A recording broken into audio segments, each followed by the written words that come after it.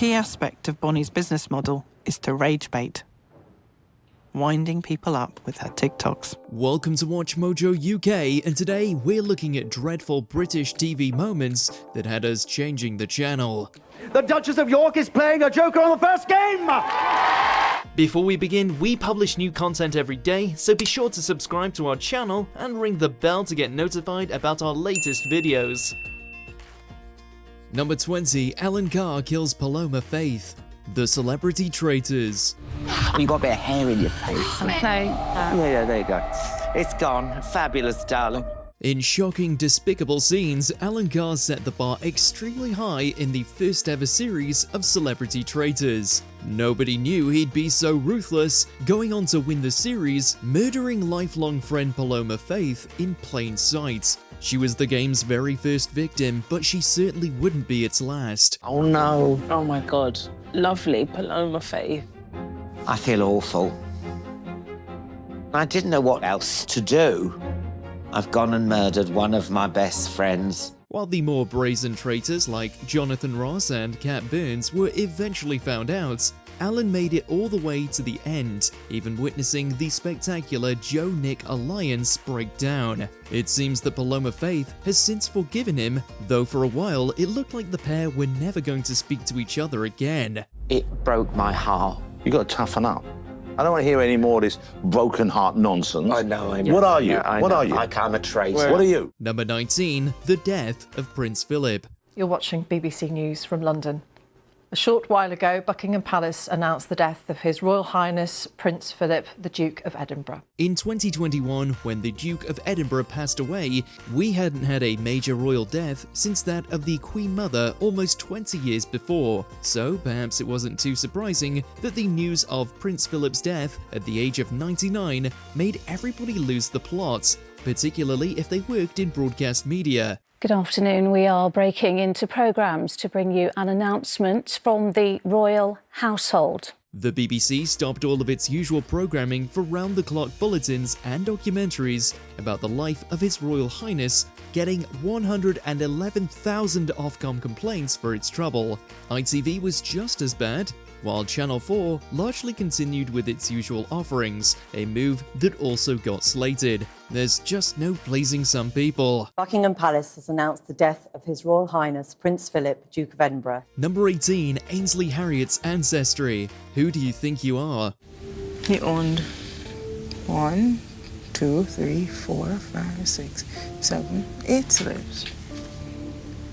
See that. In one of the most disturbing revelations in Who Do You Think You Are history, celebrity chef Ainsley Harriet learned that some of his ancestors had been white slave owners in Barbados. He'd always assumed that his ancestor, James Gordon Harriet, had been enslaved, only to find records of him buying and selling slaves.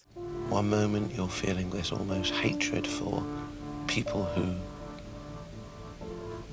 dominated and controlled. And it was devastating to watch him go through this, learning in real time just how complicated the history of slavery in the Caribbean is. And he wasn't the only celebrity to go on a similar journey, with Marvin Humes of JLS also learning that he had slave owners in his family. He actually purchased these slaves from his father. So his father gave him 10 shillings and then took back the 10 shillings and gave him slaves in lieu of the 10 shillings. it's ridiculous. Number 17. Jordan Shelley, The One Show. Last night, our brand new one-show dogman Jordan met Roxy, the troublesome rapscallion of a Jack Russell. The BBC's wholesome magazine show has had its fair share of controversies, but this was one of the biggest. It was launching a new segment where it sent a dog trainer to help a family struggling with their unruly pup. But viewers didn't take kindly to his methods, believing he was hurting the dog. Just move. Some other dog experts and animal rights groups were also aghast, believing that Roxy was traumatized into obeying the commands. Even Alex Jones immediately afterwards was concerned, conceding that some viewers might disagree with what was shown in the film. Shelley was axed from the program and condemned by the RSPCA. Now, some people out there might argue that some of your techniques might have been a little aggressive. What would you say to those people? Well, I agree with all different techniques of dog training. Number 16, the Diamond Jubilee Thames Pageant. The Duke of Cambridge, accompanied by Michael Lockett, inspecting the floral arrangements on the royal barge. We're amazed that the Queen didn't perish from boredom during this event, and she certainly did look less than thrilled during a lot of the coverage. But that wasn't the issue for people watching at home. Well, we all know, of course, about the royal barge with this precious piece of cargo on there. Audiences far from the Thames thought that the commentary the BBC offered was abysmal, hitting the broadcaster with over 4,000 complaints. Not only was it dull as anything, but the commentators got basic facts wrong, including at one point calling the Queen Her Royal Highness rather than Her Majesty. Absolutely stunning pictures.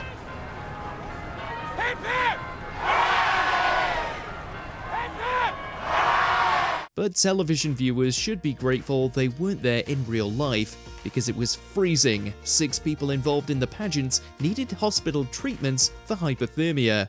Well, we promised you a lot of fun. And these guys and girls are suddenly having to do a lot of work. Number 15, Richard Madeley does Ali G. Richard was in tears this weekend after the Sun News. They're right that now. No, he wasn't. He laughed his socks off. The impetus behind this baffling impression was the Sun accusing Madeley of being old-fashioned and never changing his appearance.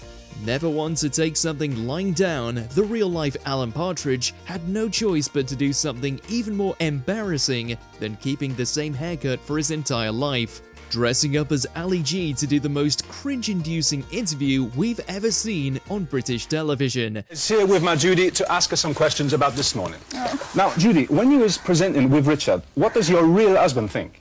Richard, you are my real husband. Admittedly, his impression wasn't quite as bad as we thought it was going to be going in, but it's still gone down in history. Interestingly though, he's still not changed his hair. It's now been the same for over 35 years. What is it about him that you like?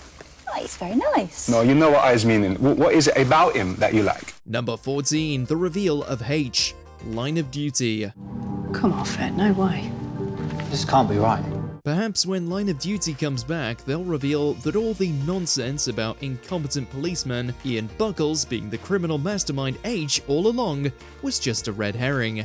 After all, we can't genuinely have waited years for the solution to this problem, only for the answer to have been that the leader of the OCG and Buckles both spell definitely incorrectly, surely. If this is right, he's been under our noses from the very beginning. I mean, for God's sake, what does this make us look like? Well, we'll have to wait and see, but this grand finale, at the time believed to be the last episode ever, left a bad taste in many people's mouths. Distrustful of Mercurio's ability to pull off an ending worthy of Line of Duty's ardent fans.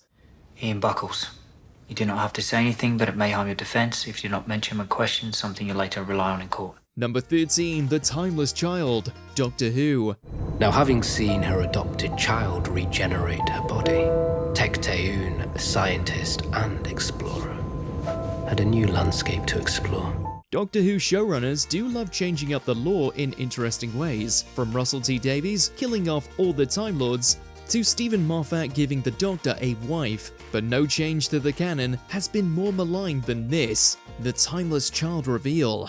The child is you.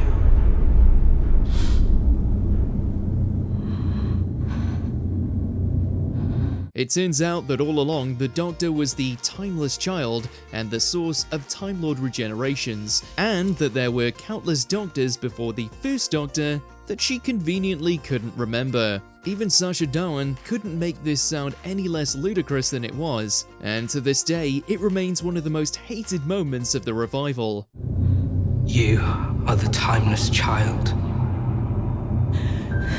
No, I'm not. Number 12, No Pundits, Match of the Day. 10 seconds. Stand by, Jimmy. Stand by, studio. Well, good evening and welcome to Match of the Day. 2023 saw a very dark day for football commentary after Gary Lineker was suspended by the BBC for making political statements on his personal Twitter account. The suspension outraged his fellow pundits so much that they all walked out, refusing to participate in the football coverage that weekend, including Match of the Day, which went out with just highlight reels and no presenters or discussion. Good evening. The final day of a magnificent Barclays Premier League season. It looked so bad for the BBC that they reinstated Lineker the very next day, though some people took to social media to claim that Match of the Day was better without presenters. But if that's what you think, why watch it at all, instead of just watching the highlights online? He's very opinionated on Twitter, but I think his job as a presenter is more to anchor the pundits. Number 11, Emily Maitlis and Dominic Cummings. Newsnight. Good evening. Dominic Cummings broke the rules. The country can see that, and it shocked the government cannot. Stalwart presenter Emily Maitlis got in a lot of trouble in spring 2020 for making a few remarks about Dominic Cummings. If you've forgotten, the entire scandal was around a trip Cummings and his family took to Durham, which he claimed was necessary because a nearby optician did free eye checks, and Cummings said he desperately needed one. He was the man, remember, who always got the public mood, who tagged the lazy label of elite on those who disagreed. He should understand that public mood now, one of fury, contempt and anguish. It led to Cummings' downfall as number 10 spin doctor, but in this Newsnight clip, it seems like Maitlis was passing judgment on Cummings before any of the dust had settled. Though she was setting up the subject of the programme, she was still reprimanded by the BBC for breaking impartiality guidelines. He made those who struggle to keep to the rules feel like fools, and has allowed many more to assume they can now flout them. Number 10, Helen Mirren and Michael Parkinson. Parkinson. What do you think when people say things like that about you? They're free to have their own opinions of me. They can think what they like. Beloved A-lister Dame Helen Mirren appeared on Parkinson way back in 1975, still near the beginning of her storied career, and we're honestly surprised she kept doing TV interviews afterwards. Introduced bizarrely as the sex queen of the Royal Shakespeare Company, Parkinson wanted to know whether Mirren was simply so attractive that nobody would be able to pay attention to her plays as long as she was on stage. But do you find, in fact, that this, what could be best described as your equipment, in fact, hinders you, perhaps, in that pursuit? I'd like you to explain what you mean by my equipment. He then started asking her not about her work, but what she thought about his opening remarks, including the sex queen thing.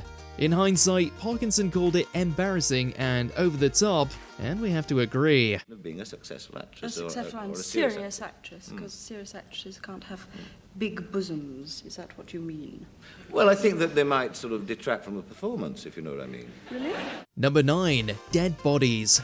The Gunther von Hagens body appeal. For a while in the 2000s, controversial anatomist Gunther von Hagens was never off Channel 4, including this body appeal where he drove around London in an open-top bus asking people to donate their dead bodies to him. I went into the dissection lab and I had a look in, and it was a big surprise because the nerves weren't yellow, the arteries weren't bright reds, the veins weren't bright blue. Apparently, there just weren't enough bodies for Britain to train its medical students, so he took matters into his own hands, wanting to democratise anatomy in his words.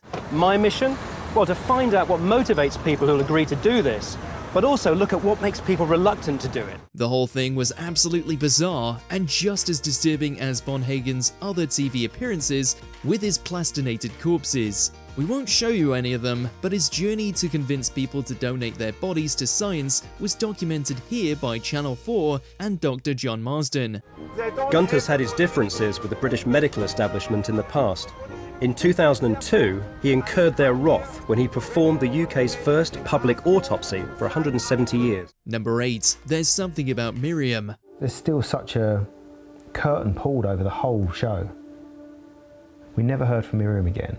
2004 saw the broadcast of a truly horrendous dating show on Sky, the whole gimmick of which was that the woman the male contestants were fighting over, Miriam Rivera, was transgender, something that was only revealed to them at the end. She just want to be herself. She just want to be Miriam. The winner got £10,000, or would have done, had he not rejected the payouts and got involved in a lawsuit along with the other men against the production company. One of the most exploitative television programs in history, it never should have been broadcast.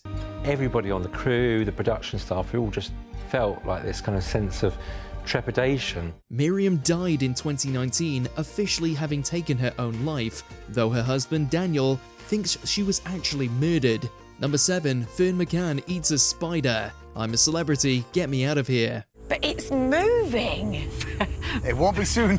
Any Bush Tucker trial could go on this list, but while most of them are repulsive to think about doing yourself, fewer are awful simply to watch. That's not the case for this infamous scene where Towie star Fern McCann was given an enormous live water spider to eat. Is it going to bite? No. How do you know? Not if you bite first. She spun it around until it was dizzy and somehow managed to get it down, despite nearly being sick. What? It was shortly after this that I'm a Celeb, after Backlash, announced it was finally going to end the practice of making its celebrities eat live animals.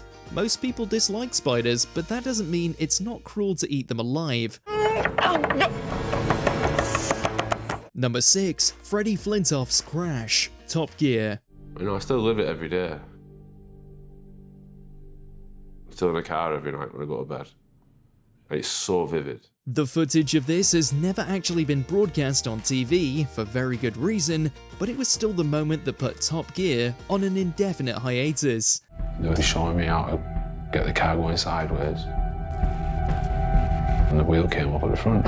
You'd think that they'd have improved things after Richard Hammond's horror crash years before, something that did make it onto our screens in full, but apparently not, because Flintoff suffered serious injuries after getting into an accident on the track. He spoke about it candidly in his Disney Plus documentary, saying that for a split second, if he hadn't gone face down, he was going to die. I looked at the ground and I knew if I get hit on the side and I break my neck, or I get on a tempo, I'm dead.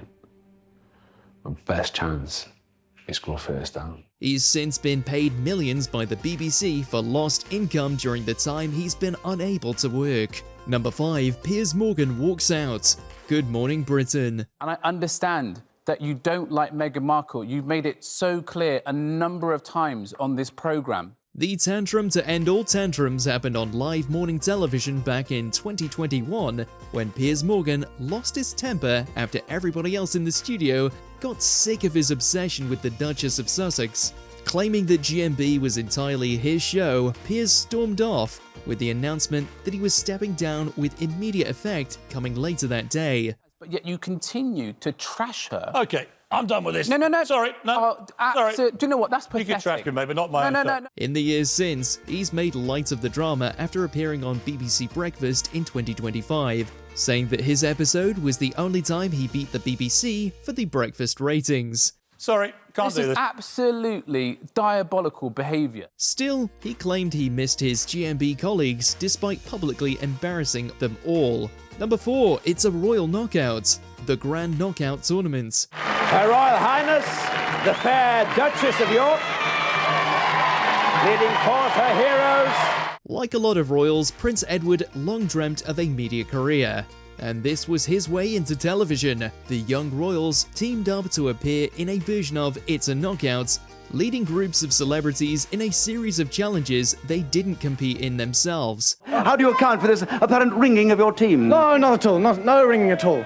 No, it was just the way the cookie crumbled. It was Edward, then Prince Andrew, Princess Anne, and Fergie, and it was a disaster. Apparently, Prince Charles banned Princess Diana from joining in, which was probably the right choice. I only hope that you've enjoyed yourselves. Have you? Well, thanks for sounding so bloody enthusiastic. In the aftermath, Edward did a press conference expecting disappointed journalists to moon over him, walking out when they remained unimpressed. Edward made headlines for his temper tantrum. Have you been watching it? Yeah. What did you think of it? Thanks. I thought it was great. Number 3, Schofield bears all. Phillip Schofield, Castaway. There are people that you hoped would be around.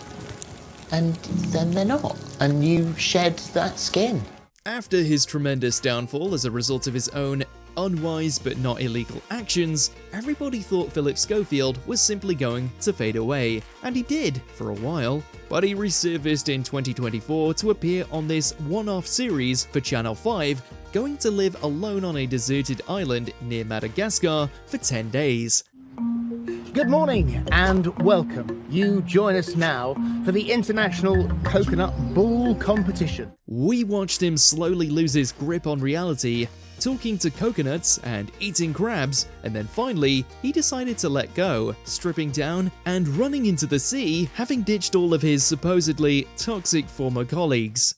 Over the course of my 10 days, I have written down all the things and all the people who were and are toxic in my life. Don't worry, we won't show you, but anyone who watched the full thing has been traumatized by having to see his entire bum on camera. Number 2, Channel 4 finally goes too far. 1000 Men and Me, the Bonnie Blue story. Everyone has sex, just some of us film it.